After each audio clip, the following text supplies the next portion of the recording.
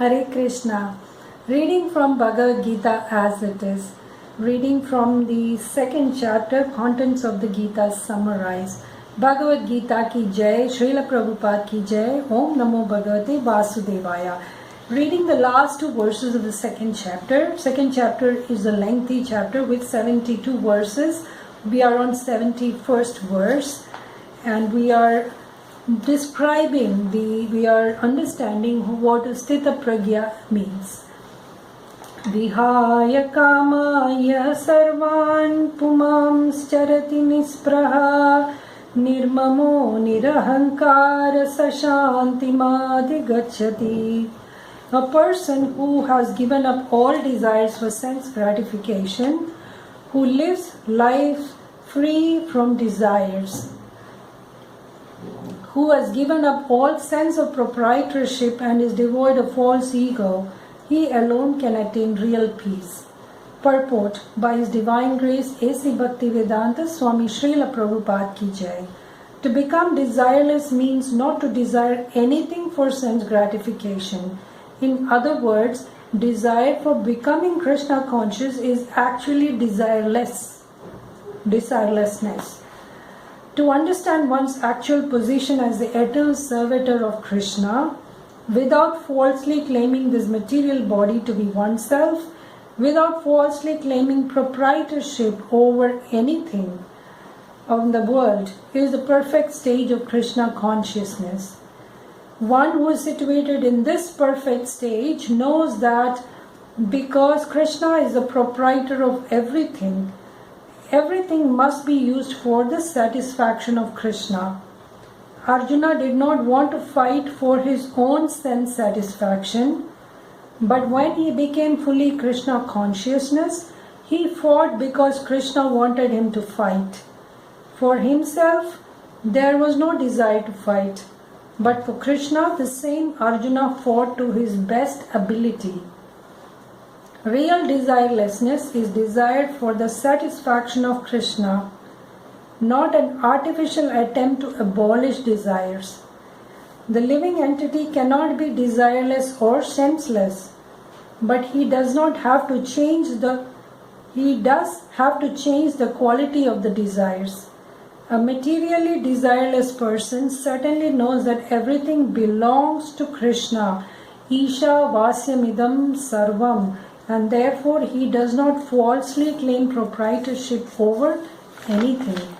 This transcendental knowledge is based on self-realization, namely knowing perfectly well that every living entity is an eternal part and parcel of Krishna in spiritual identity, and that the eternal position of the living entity is therefore never on the level of Krishna or greater than him. This understanding of Krishna consciousness is the basic principle of real peace.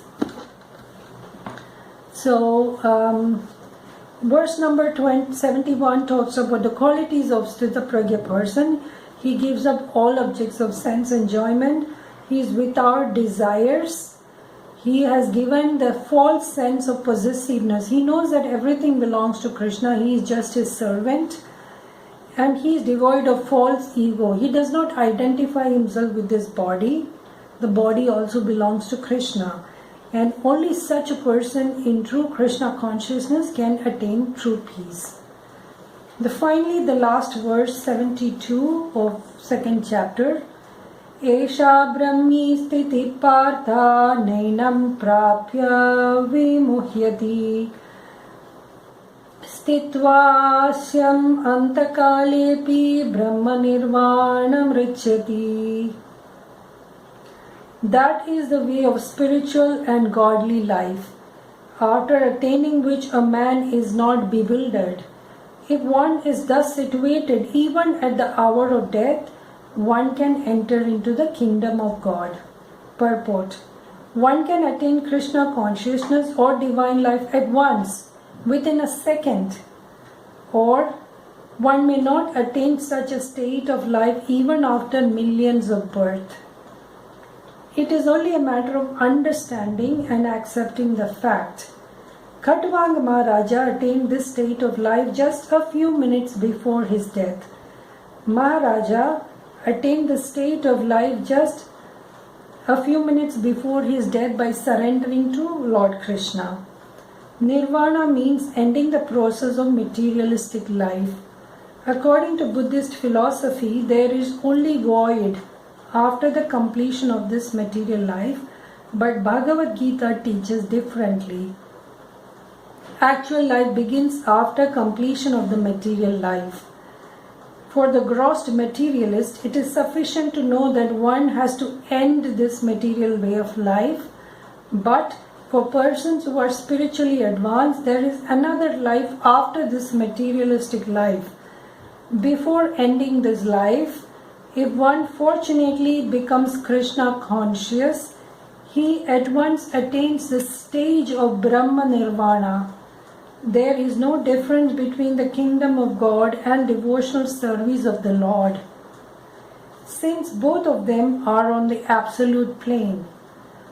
To be engaged in the transcendental loving service of the Lord is to have attained the spiritual kingdom. In the material world, there are activities of sense gratification, whereas in the spiritual world, there are activities of Krishna consciousness. Attainment of Krishna consciousness even during this life is immediate attainment of Brahman. And one who is situated in Krishna consciousness has certainly already entered into the kingdom of God. Brahman is just the opposite of matter. Therefore, Brahmi Sthiti means not in the platform of material activities. Devotional service of the Lord is accepted in Bhagavad Gita as the liberated stage. Sagunan samati tyaitan brahma bhuyaya kalpate. Therefore, Brahmi Sthiti is liberation from material bondage. Srila Bhaktivinoda Thakur has summarized the second chapter of Bhagavad Gita as being the contents of the whole text. In the Bhagavad Gita, the subject matters are Karma Yoga, Jnana Yoga and Bhakti Yoga.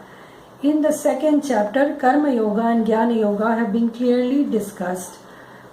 And a glimpse of Bhakti Yoga has also been given as the contents of the complete text. Thus ends the Bhakti Vedanta purport to the second chapter of Srimad Bhagavad Gita in the matter of contents. So we finish the second chapter, and here in the 72 verse, mainly the destination of the Sthita Pragya is mentioned. That is the way of the spiritual godly life, Brahmi Sthiti, attaining which a person is completely liberated. A person can be even in this body, even in the material world, but can be liberated if he is purely in Krishna consciousness. One does not have to wait to leave the body and enter into the kingdom of God, which is of course is the destination, but even remaining in the body you can be completely liberated. It is all a matter of your consciousness. It's all a matter of your attitude. If you understand that you are an eternal servant of Krishna and nothing belongs to me, not even this body, you are already liberated. You don't have to wait for the Buddhist nirvana. The Buddhists feel that after this material life ends, you enter into a void, which is not what Bhagavad Gita is teaching us. Bhagavad Gita says you can be right now in nirvana if you just change your mindset. You see, nothing belongs to you. So what is the question of rejecting anything? Tyag. I have given up this, I have given up that. It never belonged to you in the first place. So there's no question of giving it up. It's just a matter of understanding your position as the eternal servant of Krishna. So with that, I'll stop today's video. Thank you for listening. See you next time. Hare Krishna. Bhagavad Gita ki jai. Srila Prabhupada ki jai.